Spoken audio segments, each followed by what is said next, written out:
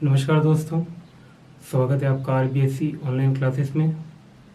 तो इस बार से अपन शुरू करेंगे अपना साइंस स्ट्रीम का पहला बैच, पहली क्लास। और आज अपन बात करते हैं 11th क्लास फिजिक्स की। बेसिकली जब हम 10th से 11th में मूव करते हैं, किसी का सब्जेक्ट बायो है, किसी का मैथमेटिक्स है, इतना आपको पता होना चाहिए कि चाहे हम बायो लें या मैथ्स स्ट्रीम लें, फिज़िक्स एंड केमिस्ट्री ये कंपलसरी सब्जेक्ट है और मैथ और बायो है वो ऑप्शनल सब्जेक्ट है। कुछ बच्चे दोनों सब्जेक्ट लेके चलते हैं तो भी बेटर है।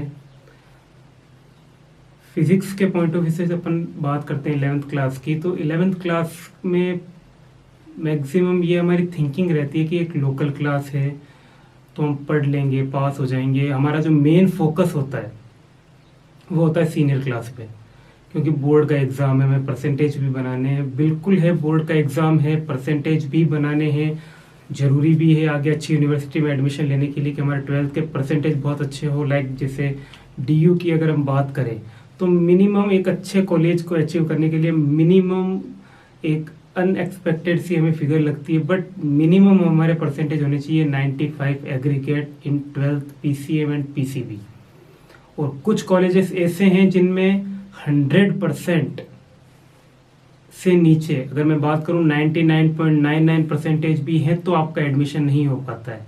ऐसे भी कुछ कॉलेजेस दिल्ली में अवेलेबल है। तो हमारा जो सारा का सारा फोकस जाता है वो जाता है कि हम सीनियर में कितने अच्छी तरीके से परसेंटेज बना सके ताकि हम अच्छी से अच्छी यूनिवर्सिटी में जा सके।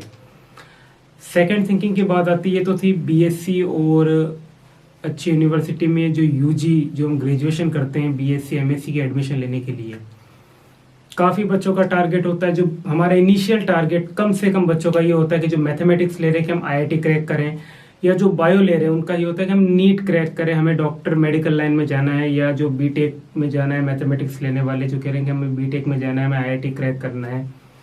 और भी बहुत सारे एग्जाम्स है, लाइक ओलंपियाड, हर सब्जेक्ट के अलग अलग एग्जाम्स है। तो बहुत सारे ऑप्शन है बायो में, मैथ्स में, बहुत बेहतरीन स्ट्रीम है साइंस। लेकिन जो अभी हम पढ़ाई शुरू करने जा रहे हैं वो है 11th की। 11th की जो पढ़ाई मैं आपको ये बताना चाह रहा हूं क्यों इम्पोर्टेंट है।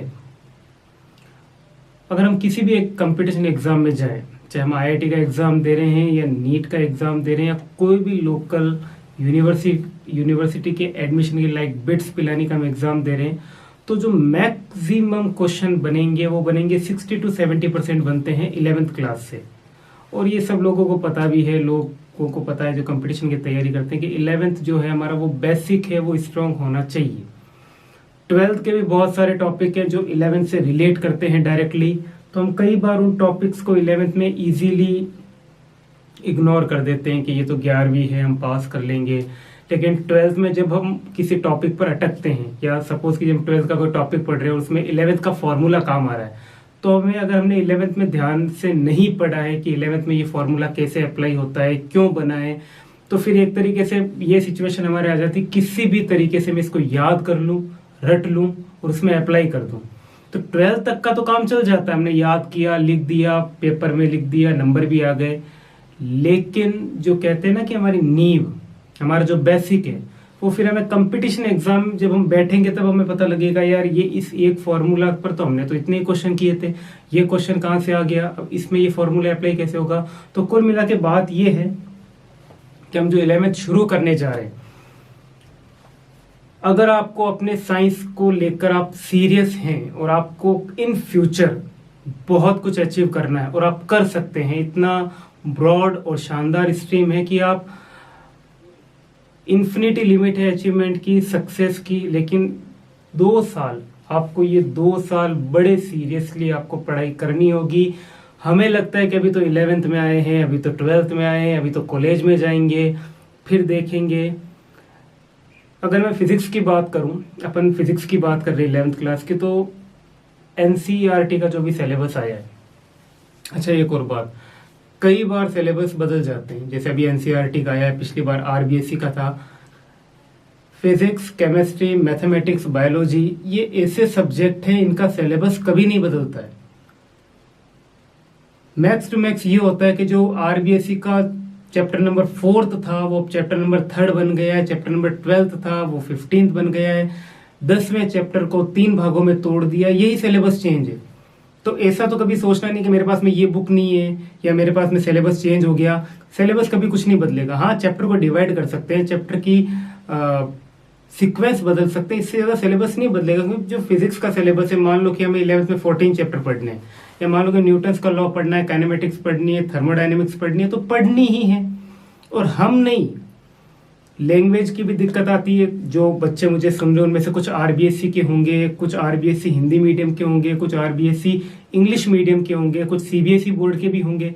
तो सीबीएसई बोर्ड का भी सिलेबस वही है, आरबीएससी का भी सिलेबस वही है। मैंने आपको कहा ना, कुछ डिवाइडेशन हो सकते हैं, माइनर चेंजेस हो सकते हैं, किसी में न्यूमेरिकल कम है, किसी में न्यूमेरिकल ज्यादा है, बट कंसेप्ट और कंटेंट की बात करें तो कोई भी डिफरेंस नहीं है। और रही बात लैंग्वेजेस की, तो इतना तो हमें भी पता है कि फिजिक्स जो है, अगर हम प्रॉपर बात करें कि अगर वर्ल्ड वाइड की बात करें, तो जो थर्मोडायनेमिक्स या जो न्यूटन्स के लॉ हम पढ़ रहे हैं, हमने पढ़े हैं, आप पढ़ रहे हो, वही लॉ लंदन यूनिवर्सिटी में भी पढ़े जा रहे होंगे, या ऑस्ट्रेलिया की स्कूल में भी न्यूटन्स के वही लॉ पढ़े जा रहे होंगे। तो ऐसा तो नहीं है न्यूटन ने इंडिया के लिए लॉ अलग दिए थे, वहां के अलग है, तो न्यूटन्स तो इंडिया से थे भी नहीं, वो तो जर्मन के वैज्ञानिक थे।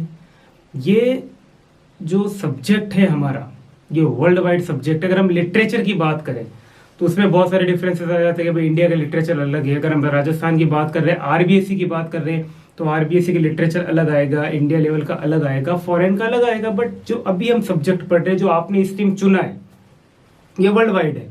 तो कभी भी दिमाग में, जो बच्चे नए आए हैं, स्पेशली जिन्होंने भी 10th पास की है, प्रमोट हुए हैं 11th की ओर, और जो 11th पढ़ना शुरू कर रहे हैं, आप अपनी पढ़ाई को लेकर, जो बच्चे मुझे सुन रहे हैं, जो पहली बार अभी 11th में जिन्होंने एडमिशन लिया है, या आप जो सीनियर में भी हैं, उनके लिए मैं भी बात बताना चाहूंगा कि हम जो पढ़ाई करने जा रहे हैं, कम से कम उसके बारे में हम खुद पर अपनी रिसर्च करें। ठीक है, आपने जो सब्जेक्ट लिया है, हो सकता है आपके फ्रेंड के कहने पर लिया हो, आपके फादर के कहने पर लिया हो, गार्जियंस के कहने पर लिया हो, आपके रिलेटिव में कोई इंजीनियर बना हो, डॉक्टर बना हो, या हमें वो उम्मीदें होती है कि भाई मैं भी इंजीनियर बनूंगा, मैं भी अमेरिका जाऊंगा, मैं भी डॉक्टर बनूंगा, एम्स में डॉक्टर बनूंगा। ठीक है, ये हमारी उम्मीदें हैं, होप से होने भी चाहिए, एम्स होने चाहिए, बट पढ़ाई हमें करनी है। तो हमने जो सब्जेक्ट ले लिया है ना, कम से कम हम उसके बारे में अच्छी तरीके से समझें, हम क्या पढ़ने वाले। जब तक हमें ये समझ में नहीं आएगा हम क्या पढ़ने वाले, तो फिर तो वही बात हो गया, मैं आपको पढ़ाना शुरू करूंगा, आप अपनी टेक्स्ट बुक से पढ़ोगे, टेस्ट होंगे, क्लास टेस्ट होंगे, बोर्ड के एग्जाम होंगे, आप उठाओगे, पढ़ोगे, रटोगे, लिख के आओगे, 90% भी बन जाएंगे, 98 भी बन जाएंगे। लेकिन कई बार हम सोचते हैं ना, जैसे कई बार बच्चों के दिमाग में आता है, यार मैंने tan थीटा पढ़ा तो है, बट tan थीटा यूज नहीं हो रहा मेरी प्रैक्टिकल लाइफ में। जैसे फिजिक्स तो एक ऐसा सब्जेक्ट है कि जब हम पढ़ना शुरू करेंगे ना, तो आपको लगेगा कि हाँ देखो, ये जो घटना हो रही है, ये जो इंसिडेंट हो रहा है, ये मैंने लॉ पढ़ा था, इस लॉ के कारण ये इंसिडेंट हो रहा है। तो फिजिक्स में तो बहुत सारी जो घटनाएं हैं, जो इंसिडेंट्स होते हैं, वो हमें अपने फिजिक्स का मतलब ही क्या है, भौतिक, जो हमें चारों तरफ दिखाई दे रहा है। फिजिकल वर्ल्ड मीन्स हमारा जो चारों तरफ का जो सराउंडिंग दुनिया है, हमारे चारों तरफ की जो दुनिया है, उसमें हर एक घटना के पीछे एक नियम है, और उस नियम को बताता है फिजिक्स। तो फिजिक्स में तो हम बहुत सारी चीजें रिलेट कर देते हैं कि यार गाड़ी चल रही है तो किस लॉ से चल रही है, बारिश किस लॉ से हो रही है, हवा चलने से ये होता है, सोलर एनर्जी क्या है। तो बहुत सारी चीजें, जैसे मैंने आज कोई टॉपिक पढ़ाया, हो सकता है कि अभी आप इस टॉपिक का तुरंत प्रैक्टिकल कर सकते हैं अभी घर पे बैठे बैठे, बट कुछ सब्जेक्ट ऐसे हैं, जैसे केमिस्ट्री हो गया, बायोलॉजी हो गया, मैथमेटिक्स विशेष हो गया, बच्चों को लगता है कि यूज कहाँ हो रहा है। जैसे में आप पढ़ोगे 11th क्लास में, फंक्शन पढ़ोगे, समाकलन पढ़ोगे, इसको इंटीग्रेशन बोलते हैं, अवकलन पढ़ोगे, इसको डिफरेंशिएशन बोलते हैं, तो दिक्कत रहती है। फिर बच्चे ये करते हैं कि हमें कैसे भी करके नंबर लाने। अभी हम नए नए हैं तो हमारा इंटरेस्ट भी कुछ ज्यादा है, हम थोड़ा इंटरेस्ट लेते हैं, लेकिन क्या होता है कि जब हम रेगुलरिटी नहीं रखते हैं, ये एक बड़ा शब्द है, आप इसको बाद में अपने डिस्कस करेंगे वापस, हमने रेगुलरिटी नहीं रखी है, तो ये इंटरेस्ट धीरे धीरे कम होते जाता है। फिर हमारा जो सारा का सारा फोकस है ना, वो रहता है कि हम येन केन करके इस टॉपिक को पढ़ लें, याद कर लें, नंबर ले आए। अच्छा, नंबर लाने से सारे खुश कि हाँ भाई आपने 98% बना लिए, 97% बना लिए, मेरिट होल्डर हो गए, फोटो वोटो लग गई, बड़ा ये वो, हमें एडमिशन भी मिल गया, फिर हमने बीएससी भी कर ली। दिक्कत हमें वहां होती है जब हम किसी कंपटीशन के लिए प्रिपेयर हो रहे हैं। अगर हम 12th के बाद प्रिपेयर हो रहे हैं, जैसे हमने आईआईटी का एग्जाम देना है, तो आपको एक आईआईटी के एग्जाम का छोटा सा एग्जाम्पल बताता हूं।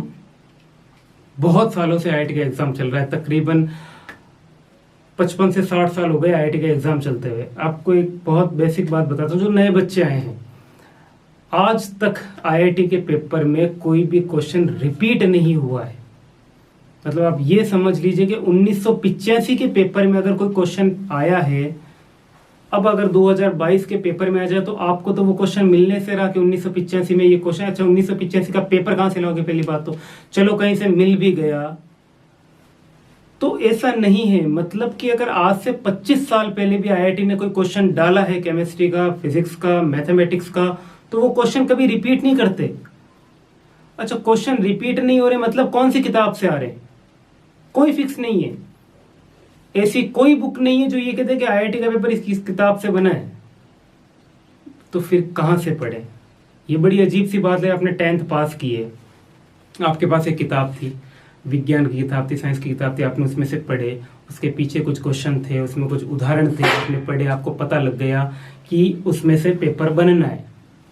तो हमें समझ में आया हो या नहीं आया हो, हमने उसको याद कर लिया।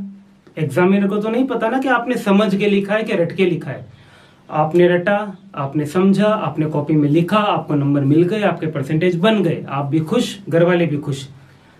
12th तक भी ये काम चल सकता है। 12th का भी जो पेपर आता है आरबीएससी का या सीबीएसई का, उसमें मैक्स टू मैक्स यही होता है कि आपकी जो टेक्स्ट बुक है उसी में से क्वेश्चन आने। हाँ, कुछ क्वेश्चन डिफिकल्ट है, कुछ इजी है, लेकिन अगर आपको पूरी किताब याद है, लाइन टू लाइन आप सारे क्वेश्चंस याद है, न्यूमेरिकल याद है, समझे हैं, जो भी है, आने तो उसी किताब में से, तो आप नंबर ला सकते हो।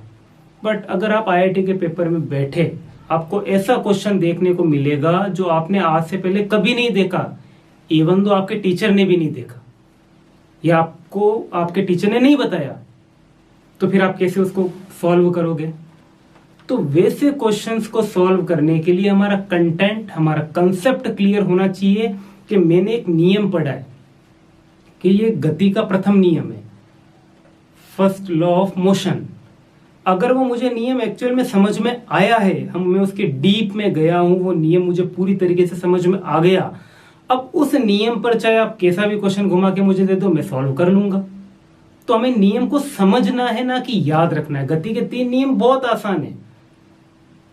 गति के 3 समीकरण जैसे मैं लिखता हूं, आपने 9th क्लास में पढ़े होंगे। v बराबर u प्लस AT, x बराबर ut plus half AT square, v square बराबर u स्क्वायर प्लस 2x। ये गति के 3 समीकरण है, 3 इक्वेशन ऑफ डायनेमिक्स। इन 3 समीकरण पर फिजिक्स के टफेस्ट क्वेश्चन बनाए जाते हैं। अब अगर कोई कहेगा मेरे को तो 3 समीकरण याद है, अभी भी याद हो गए होंगे आपको, 5 मिनट देखोगे। v बराबर u प्लस AT, v है अंतिम वेग, फाइनल वेलोसिटी, u है प्रारंभिक वेग, इनिशियल वेलोसिटी, a है एक्सीलरेशन जिसको त्वरण बोलते हैं, और t है टाइम। तो इसमें 4 चीजें हैं, अंतिम वेग, प्रारंभिक वेग, त्वरण, time, final velocity, initial velocity, acceleration और टाइम। अब इस एक समीकरण पर हजारों क्वेश्चन बनते हैं, तो हमें पता होना चाहिए कि किस सिचुएशन में समीकरण कैसे लगाना है, कौन सा लगाना है। अब है तो ये 3 ही समीकरण, लेकिन अगर मैं टफेस्ट क्वेश्चन की बात करूं फिजिक्स के न्यूमेरिकल में, तो यहां से बनते हैं। और अगर आप अपनी एनसीईआरटी की किताब खोलोगे ना, तो मैक्स टू मैक्स 5 या 6 क्वेश्चन होंगे, आपने उसको समझा कर लिया कि मेरे को आ गया। पेपर में बैठे, किसी बड़े आईआईटी कॉम्पिटिटिव एग्जाम में बैठे, आपको पता लगा यार ये क्वेश्चन कहां से आया है, फिर आपने देखा ये तो गति के समीकरण में से ही था, तो मैं क्यों नहीं कर पाया? क्योंकि हमने उसको समझा ही नहीं कि किस सिचुएशन में कौन सा समीकरण लगाना है। हमने याद कर लिया कि v बराबर u प्लस AT। अब अगर आपके पास एक समीकरण है, इसमें 4 अज्ञात राशियां हैं, अज्ञात राशियां में मतलब आपको इन 4 वैल्यूज में से 3 वैल्यू दे दी, लाइक आपको v दे दिया, a दे दिया, t दे दिया, तो बहुत आसान सी बात है कि मुझे u फाइंड करना है, तो मैं तो पक्षांतरण कर लूंगा और u ज्ञात कर लूंगा। बट एक ही समीकरण में 2 चीजें अज्ञात हो गई, आपके पास v भी नहीं है और आपके पास u भी नहीं है, और इक्वेशन आपके पास एक ही है, मतलब आपके पास केवल एक्सीलरेशन है और आपके पास में केवल टाइम है, तब एक ही इक्वेशन से मैं v और u कैसे फाइंड करूं? तो वो तो हमें नहीं दिया, लेकिन वो दिया होगा प्रश्न में ही। वो हमें सिचुएशन समझनी पड़ेगी कि किस एक चीज को मैं सेल्फ अंडरस्टैंड कर सकता हूं। ये चीज मुझे बताने की जरूरत नहीं है, ये इस क्वेश्चन में दे रखी है। जब वो चीज हमारे पकड़ में आएगी तब हम फिजिक्स को सॉल्व कर पाएंगे। ये तो एक छोटा सा उदाहरण है। जैसे जैसे आगे बढ़ेंगे आपको पता लगेगा, जो छोटी छोटी चीजें आपको ध्यान रखनी। मेरा कहने का मतलब है ऐसा कुछ नहीं मैं डरा रहा हूँ कि अरे इतना, बहुत इंटरेस्टिंग सब्जेक्ट है, बहुत ज्यादा। आप पढ़ोगे आपको खुद को इंटरेस्ट आएगा, बट रेगुलरिटी, आधे घंटे का लेक्चर हो रहा है या जो भी लेक्चर आज आपने सुना उसको बार बार समझें, उसके नोट्स बना लें। नोट्स भी आपको अवेलेबल करवाए जाएंगे, नोट्स बना लें, उसको बार बार पढ़ें, ज्यादा से ज्यादा उस पर क्वेश्चन सॉल्व करने की कोशिश करें। आपको अच्छी बुक्स भी बता दी जाएगी, शीट्स दे दी जाएगी न्यूमेरिकल्स की, कि आप उनको सॉल्व। प्रैक्टिस मैक्स से मेन परफेक्ट आपने सुना होगा, और यही फिजिक्स में और यही साइंस में अप्लाई होता है। आप जितने क्वेश्चंस की जितनी ज्यादा प्रैक्टिस करोगे, नॉर्मली क्या होता है कि एक फॉर्मूला होता है, उस फॉर्मूले पर आपको कितने भी क्वेश्चन दे दो, जैसे आपने 10th क्लास में मैथमेटिक्स के हम बाहर करते हैं, बारंबार तक याद करनी होती है, समांतर माध्य ज्ञात करना होता है। बहुत आसान सा एक चैप्टर है, हमें लगता है 6 नंबर का क्वेश्चन आएगा, ये आएगा तो हम राइट कर देंगे, क्योंकि हमारे पास में एक फॉर्मूला है। क्वेश्चन कुछ भी आए, हमें वो फॉर्मूला लगाना है और मैं आंसर निकाल दूंगा। बट फिजिक्स में थोड़ा सा अलग है, आप एक ही फॉर्मूले से 10 क्वेश्चन नहीं कर सकते। हर क्वेश्चन की एक अलग बाउंडेशन है कि ये क्वेश्चन इसी सिचुएशन में सॉल्व होगा, वो सिचुएशन आपको आनी चाहिए। तो अभी आपको इतना सारा जो मैं बता रहा हूं, इससे डरने की जरूरत नहीं है। मैं आपको एक हकीकत बता रहा हूं, और इन सब चीजों को सॉल्व करने का मात्र एक तरीका है, रेगुलरिटी। जितना भी आप पढ़ रहे हो, आपने आधे घंटे का लेक्चर सुना या आपने अपनी टेक्स्ट बुक का कोई भी एक टॉपिक उठाया, उसको डीपली समझें कि ये कहना क्या चाहता है, और उसमें जो भी फॉर्मूला आपको दिया जा रहा है, फॉर्मूला डिराइव कैसे हुआ। सबसे बड़ी बात तो फॉर्मूला याद नहीं रखना है, फॉर्मूला बना कैसे, जिसको व्युत्पन्न करना, डेरिवेशन करना। फॉर्मूला हमें बनाना आना चाहिए कि ये फॉर्मूला ऐसे बना है, इस फॉर्मूले को इन इन सिचुएशन में अप्लाई किया जा सकता है, और कुछ चीजें हमें ध्यान रखनी है। तो ये सारी चीजें हम जैसे धीरे धीरे स्टार्ट करेंगे आपको पता लगते जाएगा। बट कहने का जो मेन आज के लेक्चर में कहने का मतलब ये कि जो 11th में बच्चे आ रहे हैं, थोड़ा सा सीरियस होके पढ़ें। अचानक से आपने मूव किया 10th से 11th में, तो बहुत डिफरेंस है 10th और 11th के सिलेबस में। 10th तक का मटेरियल अलग था, 11th का बहुत अलग आ जाता है। टफ नहीं कह सकते, बट अलग है। तो हमें कुछ चीजें हो सकता है कि डिफिकल्टी हो शुरुआत में, लेकिन वो धीरे धीरे जैसे जैसे हम आगे बढ़ेंगे ना, समझेंगे, तो बिल्कुल आसानी से वो सॉल्व हो जाएगी। बट 11th को आपको लोकल तो बिल्कुल भी नहीं मानना है, उसको बी सीरियस होके और बहुत अच्छी तरीके से प्रिपेयर करना है। अगर आपने 11th का बेसिक बहुत अच्छी तरीके से स्ट्रॉन्ग कर लिया, ना तो आपको 12th में दिक्कत होनी है, और ना आपको किसी कंपटीशन एग्जाम में दिक्कत होनी है, ना इन फ्यूचर। अगर आपके कंसेप्ट क्लियर होंगे, कंटेंट क्लियर होंगे, तो बहुत बड़ा ब्रॉड एरिया है, आप किसी एक सब्जेक्ट पर कमांड कर सकते हैं, टीच कर सकते हैं। तो जो आप कहते हैं ना, सक्सेस के, करियर के इन्फिनिटी ऑप्शन है इस स्ट्रीम में। लेकिन थोड़ा सा आपको 11th और 12th ये 2 साल सीरियस होकर मेहनत कीजिए। हम अपनी तरफ से पूरी कोशिश करेंगे आपके हर क्वेश्चन के जवाब देने की। कोई भी आपको इश्यू हो तो आप क्वेश्चन हमें पूछिए, हम उसका जवाब देंगे। और जो भी समझाया जा रहा है उसको बड़ा सीरियसली बिल्कुल एक बार आप समझिए।